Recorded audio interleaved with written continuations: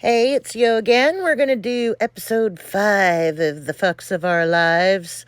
I didn't mention this in the last one, but keep in mind I'm doing dailies on my farm, and this is not what you should do necessarily. I'm just collecting shit.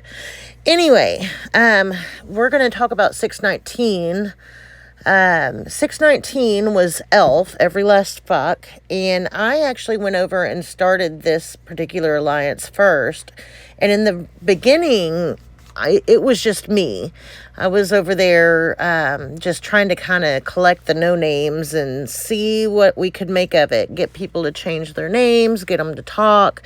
And initially, the very first guy that did so was a guy named Mikey, and I don't remember his actual name, but I was calling him Mikey, and he very quickly let me know that was only what chicks called him, and he thought I was a dude, so that was kind of awkward. And he was very talkative and very weird, actually, but I was very amused by him. He claimed to be a prior member of a motorcycle club, a very prominent and popular, well-known motorcycle club that I won't name.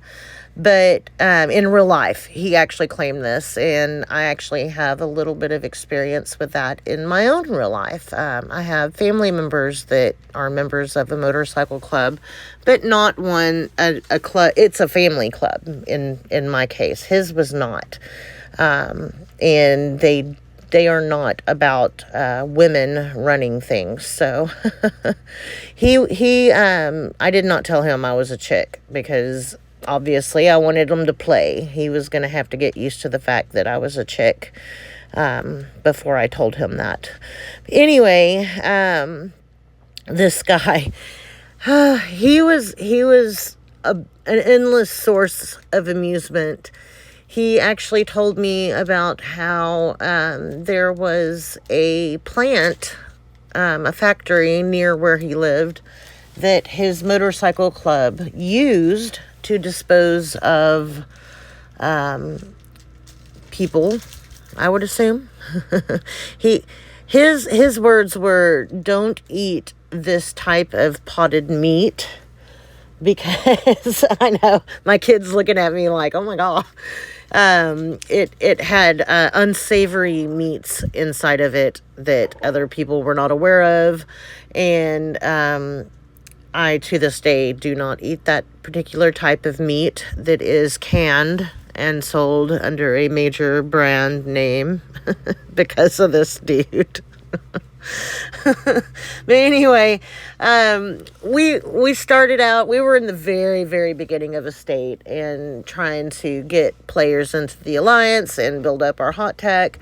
And eventually, Chode came over and made an account, which he named Hound Dog. We had his Hound Dog account. DeWeld made one and helped out a little bit. Of course, he was really busy at work, so he didn't help quite as much, but he was there. If I really needed someone, he could jump on and help out. And then Fed made his "I'll piss you off" account, and we called him Pissy. He was there on after in 619, known as Pissy. But I was the R5, and Chode, one day he was out hunting and getting resources and stuff, and he would watch when he was hunting to see if people would fight back and stuff. And this guy named Incubus actually tried to attack him. He attacked him back. We didn't know his name was Incubus. It was a name in Russian. It was a Russian player, or what we would call a Russian player. Come to find out, he was from Kazakhstan. I don't remember how to pronounce it. But the game tells you the language, and it was Russian. So it was written in Russian. But Chode was like, oh, this dude's amazing. He's fighting back. And so he invited him to come and join us because he was in this tiny little alliance. Well, come to find out, his name was Incubus, and Incubus was one of our very favorite people. Fed wanted to choke him the whole time that we were in 619. But this guy, he was the funnest guy to hang out with, and was a natural recruiter. He would go and get other people in the state that were Russian speakers and bring them in, because this particular state was really weird. There were a lot of English speaking players in America, and they were devoutly Christians. Not so much that they wouldn't burn you, because they had no problem doing that, but they felt that you should do everything the way that they would want to do, which was kind of weird, because I myself am an American and a Christian, but I will do what I want to do, and fuck you.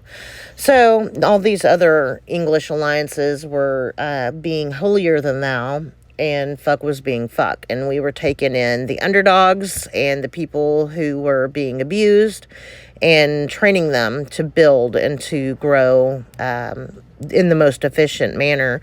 And in this particular state, because you had real world politics going on, and people tend to feed into that, a lot of these Russian players, or Russian speaking players, were being picked on. And these other alliances weren't even thinking about the fact that many of them were not in Russia, first of all. Some of them were, but a lot of them were Ukrainian. And at the time, there was real world Ukrainian things going on, and actually are still going on. They were at war with Russia. So it was a double-edged sword that their names, their language was listed as Russia, and people stupidly assumed that they were Russian, but they might be Ukrainian, or not necessarily Russian supporters. So anyway, that was a little bit of weird real world stuff, and fuck is not political. We don't care where you live or what you do. We want you to be a good person and do what's right and fight for what's just. And when somebody does you wrong, you fuck them over, because that's what they deserve. When they're bad people, you fuck them over. So these players were coming in, and Incubus, he was so much fun. He would go and sing in the state chat, and it was an endless source of entertainment. There was always some kind of drama going on with him and with the people we were pulling in. There was a player called Dima, and Dima was being burned. He was also Ukrainian, and the dude had said some sort of cultural saying to a German player. There was a German alliance called WTF. I called them what the fuck. Or maybe they were WTH. What the hell? I can't remember. That's how important they ended up being in the long run. But Incubus went and he brought Dima in, and Dima didn't want to tell us what exactly had happened, because the translation was off, and when it would translate, it sounded really racist and just awful, and he didn't mean it that way. And he told us that. He was like, I didn't mean for it to say that. This is something that is common, where I live, and people say this all the time. I didn't know they were going to freak out and burn me. Well, the saying was something about, you wouldn't do to others what the Nazis did, or something like that.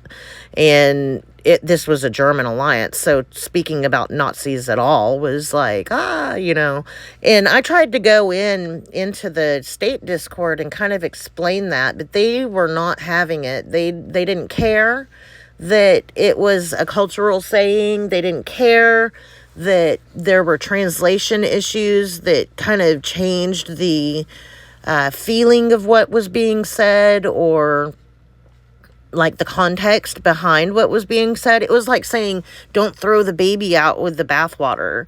You know, you don't actually do those things. You know, people might become pissed off about you throwing a baby anywhere, much less in bathwater, you know, drowning babies. But that's not what that saying means, you know, and that's not what his saying in Ukrainian, in a Russian language meant. But these Germans did not care about that at all. They didn't care. They wanted to think what they thought, and that was the end of it. They didn't want to have any type of common sense or understanding about translations.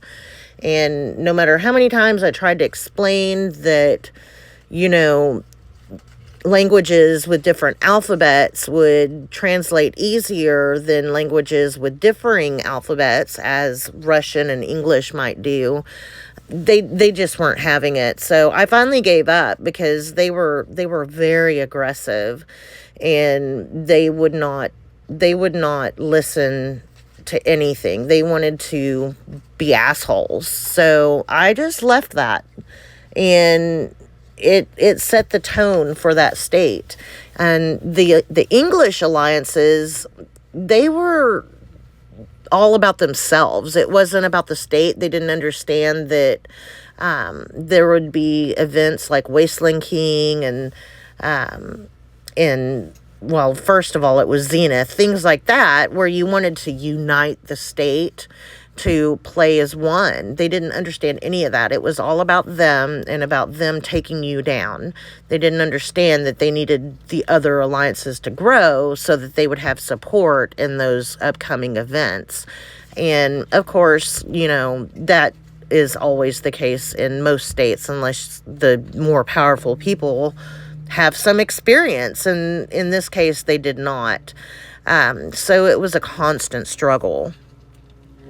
So, anyway, we just did what we had to do. A lot of people were burned in that state over very simple things. Now, of course, remember, it was a brand new state, so everybody was small. They were still learning.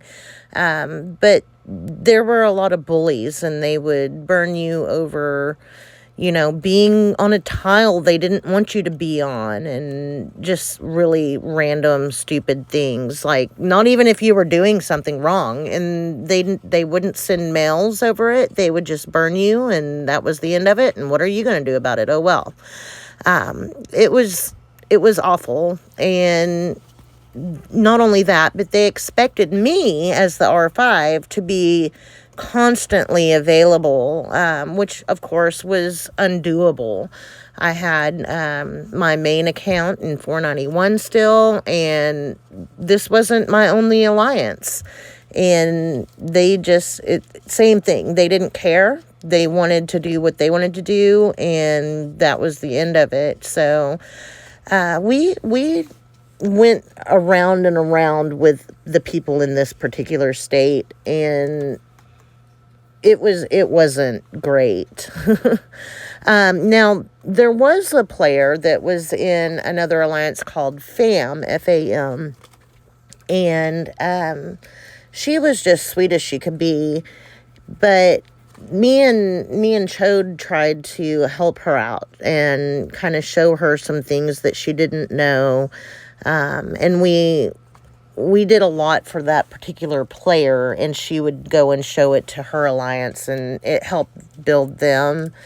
As I'm going along with this game after a couple of years, I'm starting to realize that, you know, if they're not in my alliance, I'm to the point where I don't know if I want to do these things anymore. And here I am posting videos to the internet. But it feels like every time we help another alliance, they use it to then in turn just fuck us over. And that's what happened in that case. That particular player was just bullshit, and used everything that we taught her to turn against us. And I have experienced that. We'll get more into that as we go along, but that seems to be a common theme, is that we teach people things and then they turn around and use that as a way to overturn our alliances. So just so you know, if you do that coming up, I am already aware of it and we expect it. But I'm not saying, my point in saying all that is, it wasn't that every person in that state was awful. We did make some friends that then decided to use that for their own gain. And I mean, it's a game. That's the whole point, right? To win. So you can completely see real life. And 619 was where I started realizing that real life is reflected in this game. The economy of a state is reflected in real life. The way that people treat each other is reflected in real life. Politics play into it. People's prejudices. Americans are notorious for, about Russia. And it's ridiculous. It's absolutely ridiculous. And if anybody has figured out a way to get past that, it's FUK. We don't go by those things. We don't even go by how big are you or how strong are you, or all we care is that you're a good person and that you're active. If you're not a good person and you're supporting bad people, even if you are a good person and you're supporting bad people, no, we don't want you. You're trash, right? Well, 619 was trash. And our goal as an alliance very quickly became FUK these people. Now, I'll go more into that in the next episode in 619 and what happened there. But let's just go ahead and end it here. 619, we started realizing was trash. And they were taking up way too much of my time. Not only that, but affecting me mentally in real life in a way that was not healthy. So we'll get more into that into the next episode. Until then, let's just go fuck some shit up.